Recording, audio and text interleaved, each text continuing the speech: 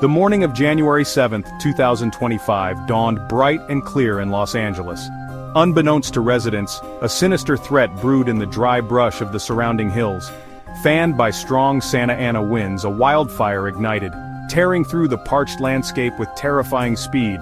The flames, fueled by years of drought and driven by the relentless wind, quickly engulfed the Pacific Palisades, a wealthy enclave known for its breathtaking views and celebrity homes.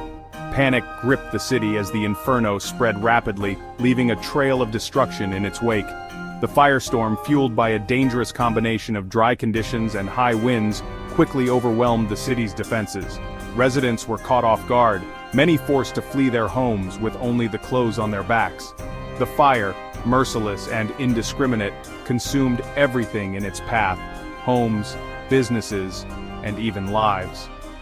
As the sun set on that fateful day, the City of Angels was shrouded in an eerie orange glow, the air thick with smoke and the acrid stench of burning wood.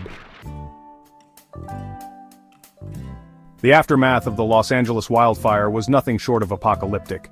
The once vibrant neighborhoods were reduced to smoldering ruins, the air thick with the smell of ash and despair.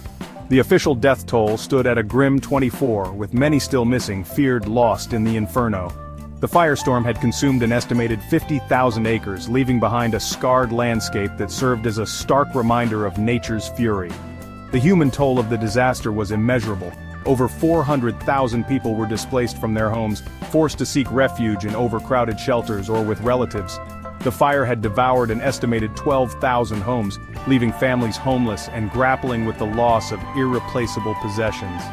The financial impact of the disaster was staggering, with early estimates exceeding $150 billion in damages, making it one of the costliest natural disasters in U.S. history. From the moment the fire erupted, firefighters from across California and beyond raced to the front lines, engaging in a desperate battle against the raging inferno. Over 7,500 firefighters, many working grueling 24-hour shifts, risked their lives to contain the blaze. They faced a formidable foe, hampered by strong winds that whipped the flames into a frenzy and created unpredictable firestorms. The firefighters employed a combination of ground and air resources in their Herculean effort to contain the blaze. Fleets of helicopters and air tankers dumped thousands of gallons of water and fire retardant on the flames, while ground crews struggled to establish fire breaks and protect structures. However, the sheer scale of the fire, coupled with water shortages and challenging terrain, made for a grueling and often disheartening battle. Adding to the complexity of the situation was the constant threat of drone interference, which hampered aerial firefighting efforts.